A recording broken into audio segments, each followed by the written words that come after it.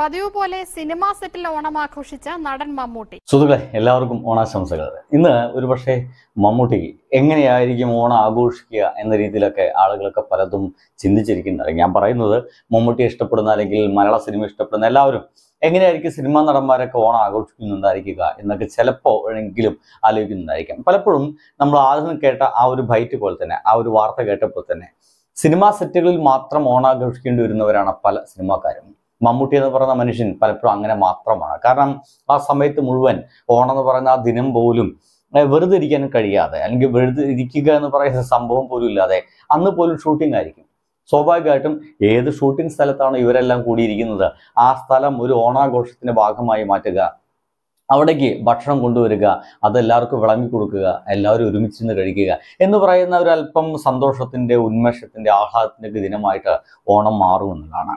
നോക്കൂ, ഞാൻ കഴിഞ്ഞ തവണ ഓണാഘോഷത്തിന്റെ ഭാഗമായിട്ട് മമ്മൂട്ടി പിണറായി വിജയനോടൊപ്പം സ്റ്റേജിലുണ്ട്.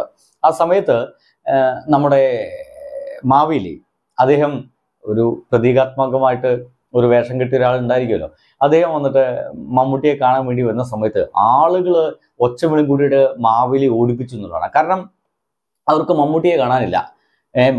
നമ്മുടെ മാവേലിയുടെ വലിയ ആ ഒരു വയറ് കൊണ്ടെല്ലാം മമ്മൂട്ടിയെ കാണാനില്ലാത്തതുകൊണ്ട് മാറി നിൽക്കാൻ പറഞ്ഞു. അതായത് മാവേലിയെ പോലും വേണ്ട, മാവേലിയെ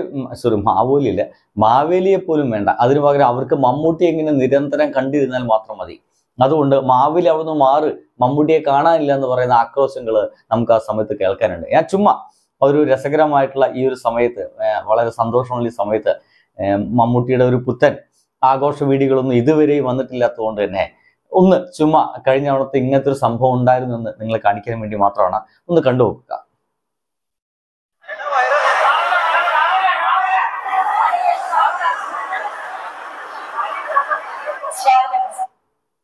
മമ്മൂട്ടിയെ കാണാൻ വേണ്ടിയിട്ട് കൈ കൊടുക്കാൻ വേണ്ടിയിട്ടാണ് മാവേലി വന്നത്. പക്ഷെ കാണാനില്ല എന്ന് പറഞ്ഞിട്ട് അവസാനം മാവേലി അടക്കം അവിടുന്ന് മാറ്റുന്ന അവസ്ഥയാണ്. നോക്കൂ, ആ ഒരു സമയത്ത് ഏറ്റവും കൂടുതൽ ഇമ്പോർട്ടൻസ് കൊടുക്കുകയാണെങ്കിൽ കൊടുക്കേണ്ടത് മാവേലിയാണ്. മാവേലി തമ്പുരാൻ എന്നൊക്കെ പറയും.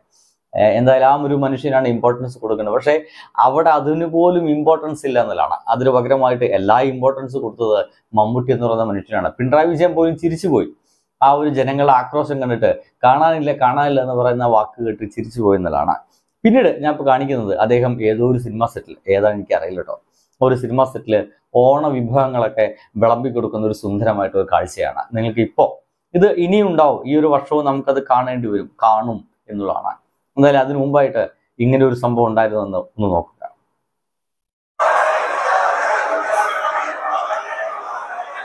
ഇത് ഏതാ സെറ്റ് എന്ന് എനിക്ക് അറിയില്ല കേട്ടോ.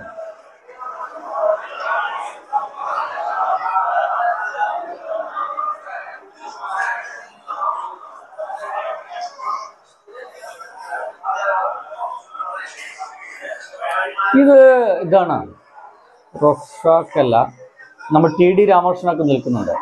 ടി ഡി രാമകൃഷ്ണൻ തിരക്കഥ എഴുതിയത് ബ്രഹ്മയുഗം. ഇത് ടി ഡി രാമകൃഷ്ണൻ ഉള്ളതുകൊണ്ടാണ് എനിക്ക് പെട്ടെന്ന് മനസ്സിലായത് ഇത് ബ്രഹ്മയുഗത്തിന്റെ സെറ്റിലാണ് ഇങ്ങനത്തെ ഒരു ഓണസദ്യ വിളമ്പി കൊടുക്കുന്നത്. കാരണം ടി ഡി രാമകൃഷ്ണനാണ് നമ്മുടെ ബ്രഹ്മയുഗം എന്ന് പറയുന്ന ആ ഒരു സിനിമയുടെ തിരക്കഥാകൃത്ത്. അതുകൊണ്ടാണ് എനിക്ക് മനസ്സിലായി കേട്ടോ. അല്ലെങ്കിൽ ഞാനിത് ഏതാ ഒരു സെറ്റ് എന്ന് വിചാരിച്ച് ഞാൻ ഇരുന്ന് കളയും. എന്തായാലും ഇങ്ങനെയൊക്കെയാണ് മമ്മൂട്ടി ഓണം ആഘോഷിക്കാറുള്ളത്, പെരുന്നാൾ ആഘോഷിക്കാറുള്ളത്. എല്ലാ ആഘോഷവും അതിഗംഭീരമായി തന്നെ സിനിമാ സെറ്റുകൾ ആഘോഷിക്കും. കാരണം അവർക്ക് അങ്ങനെ ജാതി മത, അല്ലെങ്കിൽ കലാകാരന്മാർക്ക് അതില്ല. പ്രത്യേക ജാതിയാണെന്നോ മതമാണെന്നോ ചിന്തിച്ചടക്കുന്ന ആൾക്കാരല്ല കലാകാരന്മാർ. അങ്ങനെ ചിന്തിച്ചടക്കാൻ പാടില്ല. ഒരു കലാകാരൻ അങ്ങനെ ചിന്തിച്ചടക്കാൻ പാടില്ല എന്ന് വിശ്വസിക്കുന്ന ഒരാളാണ് ഞാൻ. അതുകൊണ്ട് തന്നെ ഈ ഒരു സന്ദർഭത്തിൽ മമ്മൂട്ടി എന്ന് പറയുന്ന മനുഷ്യൻ ചെയ്യുന്നത് ഏറ്റവും ഉദാത്തമായിട്ടുള്ള, ഏറ്റവും മാതൃകാപരമായിട്ടുള്ള കാര്യങ്ങളാണ്. ഏതൊരു ആഘോഷവും സെറ്റിൽ ആഘോഷിക്കുക, ആ ഒരു ആഘോഷത്തിന് നേതൃത്വം നൽകുക, ആ ഒരു ആഘോഷത്തിന് ഏറ്റവും മുന്നിൽ നിൽക്കുക എന്നുള്ളതാണ്. അതിലങ്ങോട്ട് ഇടപഴകിയിട്ട് എല്ലാതും നമ്മുടേതാണ്, എല്ലാം നമ്മുടെ വിശ്വാസത്തിന്റെ ഭാഗമാണ്, എല്ലാതും നമ്മുടെ ജീവിതത്തിന്റെ ഭാഗമാണ് എന്നൊക്കെ വിശ്വസിച്ചടക്കുന്ന ഒരാളാണ് മമ്മൂട്ടി എന്ന് എനിക്ക് പലപ്പോഴും തോന്നിയിട്ടുണ്ട്. എന്തായാലും എൻ്റെ പ്രിയ സുഹൃത്തുക്കളെ, ഈ സുന്ദരമായ കാഴ്ചകളോടൊപ്പം തന്നെ നിങ്ങൾക്ക് എൻ്റെ ഈ ചാനലിൻ്റെ ഒരു കാര്യം കൂടി പറയാനുണ്ട്. എൻ്റെ ഈ ചാനല് കഴിഞ്ഞ ദിവസമാണ് ഒരു 1,00,000 പേര് സബ്സ്ക്രൈബേഴ്സ് ആയത്. 1,00,000 എന്ന് പറയുന്നത് വെറും 25,000 പക്ഷെ അത് തന്നെ ഒരു വലിയ സന്തോഷമുള്ള കാര്യമാണ്. അതിലേക്ക് എത്തുക എന്ന് പറയുന്നത് തന്നെ ഭയങ്കര സന്തോഷമുള്ള കാര്യമാണ്. കഴിഞ്ഞ ദിവസം എന്ന് വെച്ച് കഴിഞ്ഞാൽ 1-ാം ഓണത്തിൻ്റെ അന്ന്, ഇന്നാണ് നമ്മുടെ തിരുവോണം, എന്തായാലും 1-ാം ഓണത്തിൻ്റെ അന്ന് അങ്ങനത്തെ ഒരു സന്തോഷ സംഭവം എൻ്റെ ഈ ഒരു ചാനലിന് എൻ്റെ ജീവിതത്തിൽ സംഭവിച്ചിരുന്ന കാര്യം എൻ്റെ പ്രിയ സുഹൃത്തുക്കളെ അറിയിക്കുക. നിങ്ങളാണ് എൻ്റെ ഒരു ശക്തി. എനിക്ക് മുന്നോട്ട് പോകാൻ പല നെഗറ്റീവ് കമൻറ്റുകൾ വരുമ്പോൾ ഒരുപാട് ആളുകൾ, അതിൽ ബാബു കട്ടനത്ത് എന്ന് പറയുന്ന സുഹൃത്തൊക്കെ ഉണ്ട്. പലപ്പോഴും എൻ്റെ വീഡിയോകൾ നിരന്തരം കാണുകയും ആവർത്തിച്ച് കാണുകയും ചെയ്യുന്ന ഒരാളാണ് ബാബു ചേട്ടൻ. ഞാൻ അദ്ദേഹത്തെ ഇതുവരെ കണ്ടിട്ടൊന്നുമില്ല. എന്തായാലും അത്തരത്തിൽ ഒരുപാട് ആളുകളുണ്ട്. അങ്ങനത്തെയുള്ള ആളുകളൊക്കെയാണ് എൻ്റെ ഈ ചാനൽ മുന്നോട്ട് കൊണ്ടുപോകാനും എനിക്ക് പ്രോത്സാഹനം തന്ന് മുന്നോട്ട് കൊണ്ടുപോകാനൊക്കെ ശക്തി അവർക്ക് എല്ലാവർക്കും. അദ്ദേഹത്തെ ഞാൻ പേരെടുത്ത് പറഞ്ഞത്, എൻ്റെ എല്ലാ വീഡിയോസും കണ്ടിട്ട് അതിൻ്റെ താഴത്ത് മുഴുവൻ കമൻ്റ് അടിക്കുന്ന ഒരു വേറെ മനുഷ്യൻ കൂടിയുണ്ട്. അദ്ദേഹത്തിൻ്റെ പേര് ഞാൻ മറന്നുപോയി, ഐ എം സോറി. അങ്ങനെ ഒരുപാട് പേരുണ്ട്. അവർക്കെല്ലാവർക്കും എൻ്റെ ചാനൽ സബ് ചെയ്ത എല്ലാ പ്രിയ സുഹൃത്തുക്കൾക്കും ഹൃദയം നിറഞ്ഞ ഓണാശംസകൾ നേർന്നു പോകുന്നുണ്ട്. സുഹൃത്തുക്കളെ, ഞാൻ ഈ വീഡിയോ അവസാനിപ്പിക്കട്ടെ.